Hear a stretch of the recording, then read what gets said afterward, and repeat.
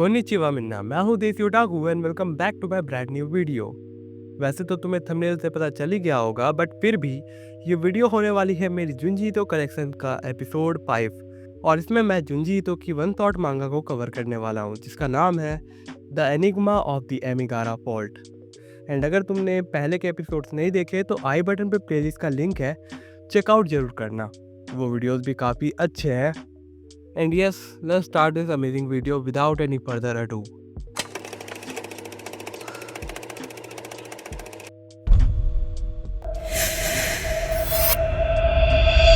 तो मांगा की स्टोरी स्टार्ट होती है जिसमें बहुत से टाउन्स और विलेजेस डिस्ट्रॉय हो चुके होते हैं क्योंकि कुछ समय पहले ही एक बहुत ही भयानक अर्थक्वेक हिट किया था परफेक्चर में। एंड अर्थक्वेक की वजह से अमिगारा माउंटेन के बीच में एक बड़ी सी दरार हो जाती है। वो दरार बहुत ज़्यादा डीप होती है एंड किलोमीटर जितने लंबे थे और इसी के साथ एक स्ट्रेंज इंसिडेंट होना शुरू हो जाता है। हमें दिखाया जाता है कि एक यंग बंदा जो उस माउंटेन पर चढ़ रहा होता है एंड तभी वो एक लड़की को देखता है जो भी उसी माउंटेन के ऊपर चढ़ रही होती है। वो उसे आवाज़ लगाता है। वो उस लड़की को अपना नाम अब ओवाकी बताता है। लड़की बोलती है कि उसका नाम योशिदा है। वो भी उस फॉल्ट को ही ढूंढ रही होती है जहां वो बोलती है कि मैंने उसे टीवी में देखा था एंड पता नहीं क्यों उसे देखकर मुझे लगा कि मुझे वहां जाना चाहिए। एंड फिर ओवाकी बोलता है, हाँ बिल्कुल मेरे साथ भी यही हुआ था, ये एक मिस्ट्री नहीं है।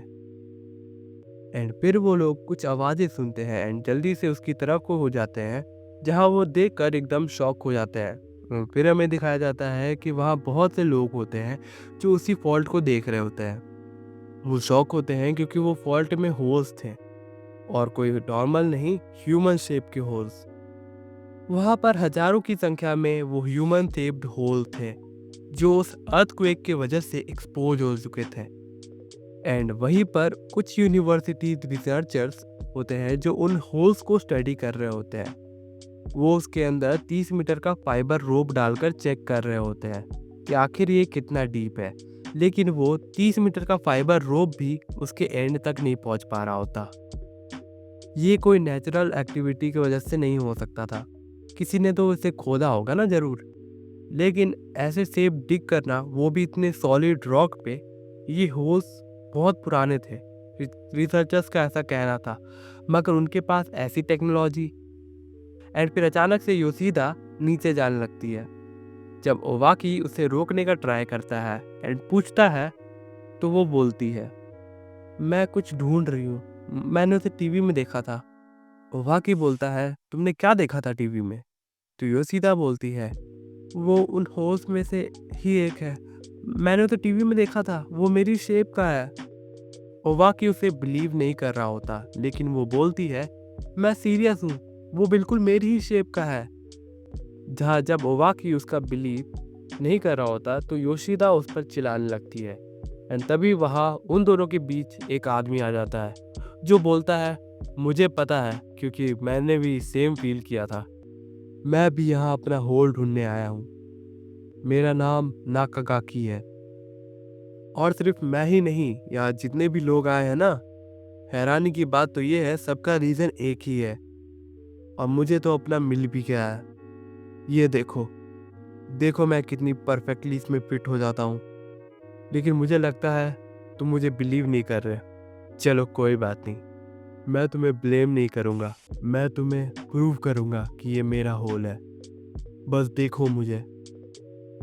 और ये बोलकर नाकागाकी अपने क्लोथ्स उतारने लगता है और विदाउट अ सेकेंड थॉट वो उस होल के अंदर घुस जाता है।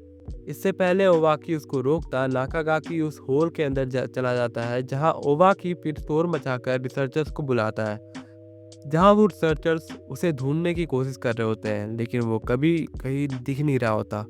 उस 30 मीटर के रेडियस में वो कहीं भी नहीं था, जिसका मतलब वो और दूर चला गया था। और इसलिए रेस्क्यू स्क्वाड को बुलाया जाता है जो उस होल के अंदर एंटर करने की ट्राई करते हैं और उसे ढूंढने की ट्राई करते हैं, मगर वो 5 मीटर अंदर जाते ही उन्हें बाहर आना पड़ता है। एंड इसी तरह रात हो जाती है, लेकिन वो आदमी जो उस होल के अंदर गया था उसका कोई शाइन नहीं मिलता। फिर हमें दिखाया जाता है कि ओवाकी अपने टेंट में सो रहा होता है जब उसे एक ड्रीम आता है और वो उस ड्रीम में देखता है कि वो नाकागाकी है और वो फंसा हुआ है एक बड़ी ही काली अंधेरी सी जगह में, hundreds of meter inside the hole. वो वहाँ फंसा हुआ है, वो मूव नहीं कर पा रहा है। वो हेल्प के लिए पुकार लगा रहा होता है, लेकिन वहाँ कोई नहीं होता जो उसे सुन सके। कि तभी वो बाकी इस भयानक से सपने से उड़ जाता है। वो जाता है चेक करने के लिए कि कहीं वो रेस्क्यू हुआ कि नहीं। कि तभी वो देखता है कि उसकी टेंट के बाहर योशिदा होती है, जो बोलती है, मुझे मेरा होल मिल गया है। ये बहुत नीचे था इस फॉल्ट के, इसलिए मैं इसे ढूंढ नहीं पा रही थी, मगर ये रहा। और वो जैसे ही उस होल को देखती है, वो घबराने लगती है, शेक करने लगती है और वो कुछ कुछ बोलने लगती है घबराते हुए। ये मेरा होल है, उन्होंने ये मेरे लिए खोदा था, ये मेरे लिए बनाया गया है ताकि मैं इसके अंदर जाऊं और ये होल के अंदर ट्रैप हो जाऊं। एंड फिर सीन शिफ्ट होता है एंड हमें दिखाया जाता है जहां एक दिन बीत गया होता है नाकागाकी का उस होल में गए हुए। कि तभी एक और बंदा पूरी तरह नेकेड होकर उस होल में जाने का ट्राई कर रहा होता है। जहां जब वो रिसर्चर्स उसे रोकने की कोशिश करते हैं तो वो बोलता है, ये मेरा होल है, ये मेरे लिए बनाया गया था, मुझे अंदर जाना होगा। एंड फिर वो उन सब के सामने उस होल के अंदर घुस जाता है। वो लोग उससे बाहर निकालने की ट्राई करते हैं। कि तभी सीन शिफ्ट हो जाता है एंड फिर से योशिदा की तरफ वो आता है, जहाँ वो बुरी तरह घबराई हुई होती है, चिल्ला रही होती है। जब वो बोलती है, ये मुझे ही देख रहा है, ये मुझे अंदर को बुला रहा है, वो मुझे कह रहा है कि अंदर आओ। कि तभी ओवाकी उस होल को पत्थर की हेल्प से पूरी तरह ब्लॉक कर देता है और बोलता है, अब तुम सेफ हो। एंड फिर हमें दिखाया जाता है कि वो दोनों टेंट में साथ में सो रहे होते हैं, क्योंकि योशिदा बहुत ही ज़्यादा घबराई हुई होती है। एंड फिर उस रात ओवाकी को फिर से एक नाइटमेयर आता है, जिसमें वो देखता है कि बहुत समय पहले की ग्लिम्स को, जहां उसने कोई हॉरिबल क्राइम करा होता है एंड वो इसीलिए पनिश होने वाला था और वो एक डेथ सेंटेंस की तरह ज़्यादा था। जो भी उसके जैसे हॉरिबल क्राइम्स करता था, पनिशमेंट के रूप में उसे उन होल्स के अंदर डाल दिया जाता था, जहां तुम्हारे पास कोई और ऑप्शंस नहीं होता था, बल्कि सिर्फ आगे बढ़ते रहना, धीरे धीरे स्लाइड होते हुए। और तभी टाइम के साथ साथ तुम्हारी बॉडी का हर एक पार्ट डिफॉर्म हो जाता है एंड तुम वहां सिर्फ मदद की पुकार लगाते रहते हो।